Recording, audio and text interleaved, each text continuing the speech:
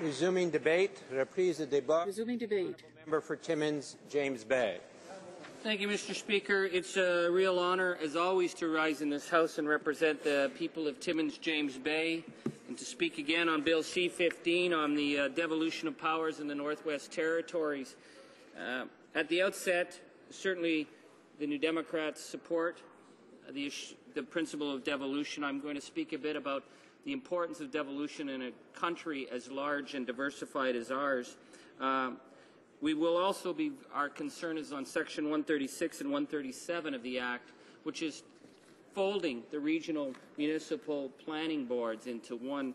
And those changes, we believe, are not in the spirit of the negotiations that were done with the people in the Northwest Territories and the First Nations, and we think that this is an outstanding problem that needs to be addressed. We can do good devolution, Mr. Speaker, but we need to ensure that the voices of the people are properly heard. In my own region of Timmins, James Bay, I represent a region that's larger than the United Kingdom. Many isolated fly-in communities, attempts to develop hydro resources, copper, diamonds, and yet we also have communities that live in intense poverty, a veritable fourth world. They call some of my communities Haiti at -40. When you go into these communities, you see that the federal government has done a very poor job in its fiduciary responsibilities, but also in basic, credible management in order to ensure that development occurs. If you talk to people in my region from the mining sector, and you talk to the people from the First Nations, you will hear one common answer that they will say together. They'll say, where's the government? They'll say, why isn't the government doing its job at the table?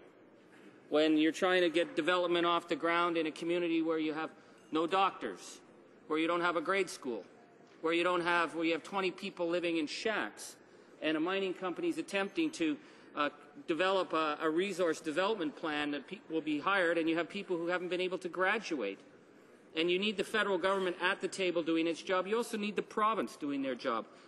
And this is why I think the issue of devolution in the Northwest Territories, we have to look through the lens of how do we ensure the development across the vast terrains of our country with the smaller populations to ensure that it's equitable.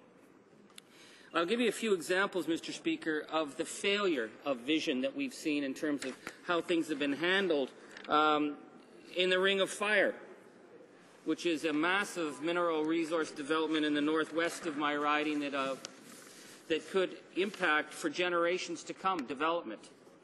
We remember when the member now from Muskoka was appointed, he was going to be the special point person. This government was going to make Ring of Fire happen. They were going to be the champions of the development of Ring of Fire. Well, they all ran away from that one. You don't hear a peep out of them. We saw how the provincial Liberal government completely botched it. And when you go into the communities, there's frustration because of the extremely high levels of poverty. And if you ask people in those regions about mining, they say, we understand that mining is going to happen, but it has to be done right. It has to be done right with the environmental protections. It has to be done right with proper consultation. Consultation isn't just a fiat from Ottawa telling all the little people how they're going to live. It's about respecting the land and the traditions. Without the federal government of the province at the table, this multi-billion-dollar project is sitting on idle. In my region, simple projects that could have moved ahead, again, through the devolution of authority. For example, in Attawapiskat, which had been without a grade school for years, children being educated on a toxic toxic brownfield. When this government walked away at the 11th hour on a long-term plan to build that school and just suddenly said, you know, building schools for children, as the Minister of Indian Affairs, Chuck Strauss, said at the time, wasn't a priority, the community was ready to build that school. This was a big project, but the community had financing through the bank. This was innovative. This was grassroots. They had bank financing. All they needed was the federal government to sign a tuition agreement. We could have had a whole new way of getting schools off the ground. But you had a belligerent government and a closed-minded bureaucracy, and that school wasn't built, and it led to the whole push for Shannon's Dream, which ended up at the United Nations, Canada being shamed on the international stage for its basic legal obligation to build schools for children. In the outcome of the Attawapiskat housing crisis of 2011, we had a plan to build 30 new houses in the community, rent to own.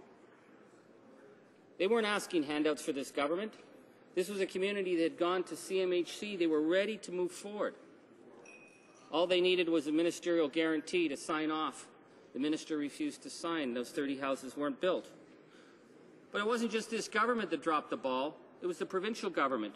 We don't even, in communities on the James Bay coast, we don't even have the land base to expand the community, despite the fact that we have growing populations, because the province sits and claims the land. There's nobody up in those regions on the James Bay except the Mushkego Cree, and yet Queen's Park has the temerity, the gall to say that that's all provincial land and you need our sign-off. Well, then why aren't they signing off? Well, you'll never see the province show up at the table when these simple things need to be done. So our communities are stuck between a catch-22, between a belligerent and incompetent federal government and a provincial government that believes that citizens of the James Bay region, because they're Cree, aren't somehow citizens of Ontario. So simple projects don't move forward. Mr. Speaker, we have the same problem with policing. Just as they do in the far north, with our Anishinaabe-Aski Police Service that represents all the peoples of Treaty 9. I was at the funeral of the 2 young men who burned to death in the police detachment in Kashechewan in 2006, Mr. Speaker. This was to call it a police detachment was incorrect. It was a shack where the police were delivering services out of, and 2 young men were trapped in there and burned to death horrifically.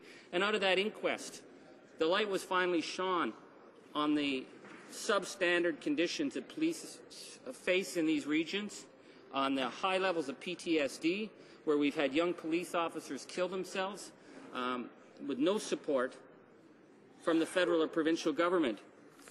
And out of the issues that we had for the NAPS services, Mr. Speaker, was the need to ensure that we had actually just basic proper police units. In Cache, the government didn't want to put in fire sprinklers because you know what, it costs money. It would be illegal anywhere else in the province of Ontario to have a public building without sprinklers, but hey, they got away with it on a reserve because the feds weren't going to worry about it and the province wasn't going to spend the money, and 2 young men burned to death. So we now have the situation in Fort Hope, where plans to build a proper police detachment to ensure security for the police officers as well as the citizens has been derailed after multiple negotiations by this government. They simply have abandoned it. And if you hear from Chief Elizabeth Atlukin, she has written the government saying it is imperative that construction of this new detachment commence immediately, as costs for the transportation of materials will increase at the end of this short winter road season.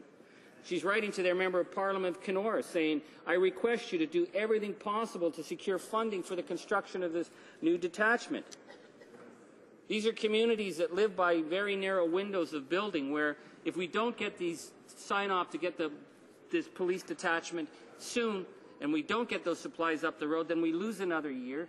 The police are left at risk, the communities are left at risk, and the cost to the taxpayer goes up and up and up. It's the serial incompetence of this government on managing files in the far north that has led us time and time again to see good projects sitting on someone's desk, refuse to be signed off on until the price has gone up 30 or 40% because every year it gets harder and harder to move supplies up. So, Mr. Speaker, this is the situation that we face in our region, so it's the lens that we apply on the issue of devolution. We support the issue of devolution in the Northwest Territories. This is a good, important step.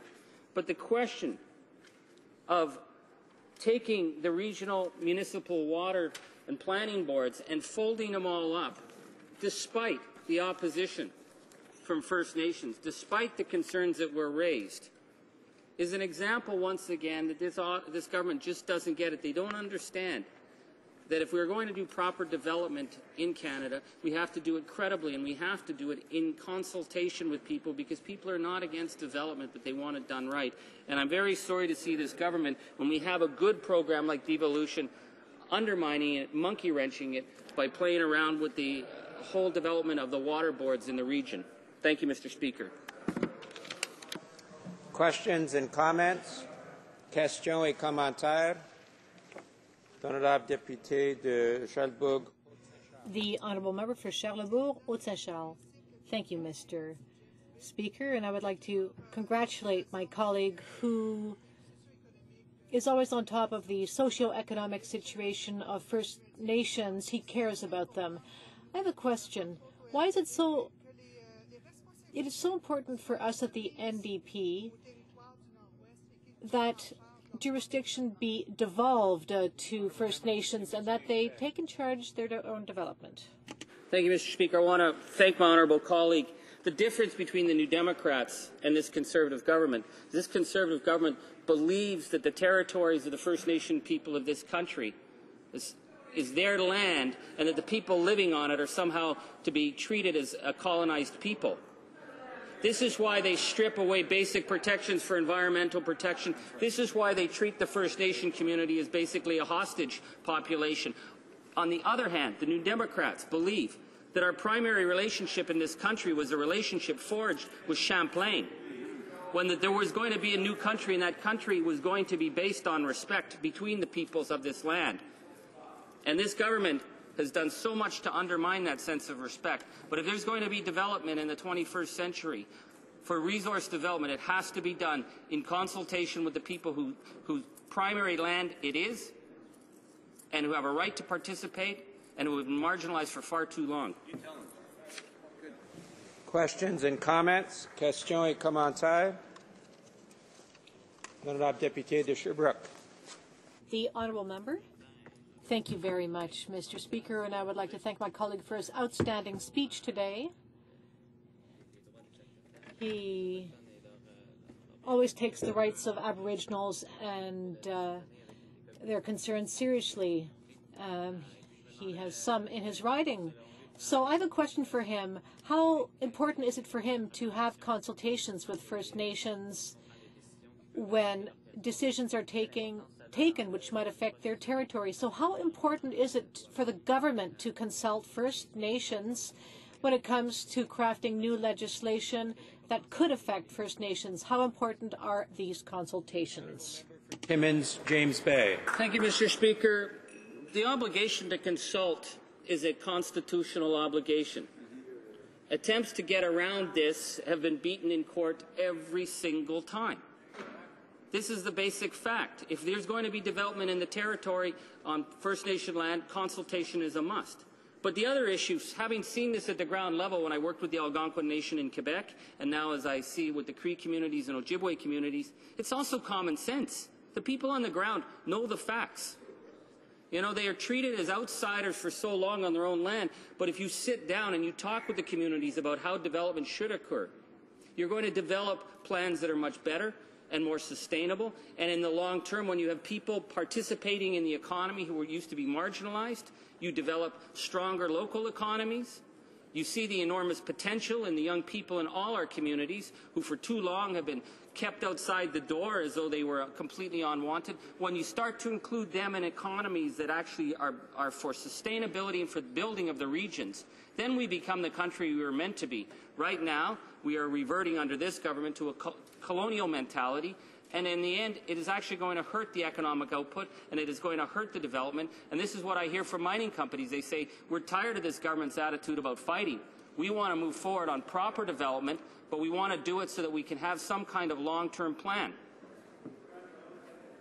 Questions and comments? Questions et commentaires? L'honorable député de Gatineau. The Honourable Member for Gatineau. Thank you, Mr. Speaker.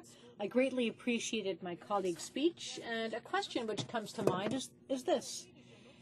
The regional councils are responsible for lands and waters. They were created by the Conservative government to give a voice to Aboriginals living in the Northwest Territories with regard to the way their water and lands are used. I'm just wondering how the elimination of these provisions will help the populations concerned. James Bay, you have about 30 seconds. Well, thank you. What we heard from the witnesses was that they were not heard on this issue. that the importance of the regional water boards was crucial. So we can have devolution, but we need to maintain that voice at the local levels, particularly over the issue of water, because water is not only sacred, it is vital for ensuring a sustainable environmental future. And again, we see the government's continual attack on water protection across this country. This is a retrograde step. Resuming debate. Please.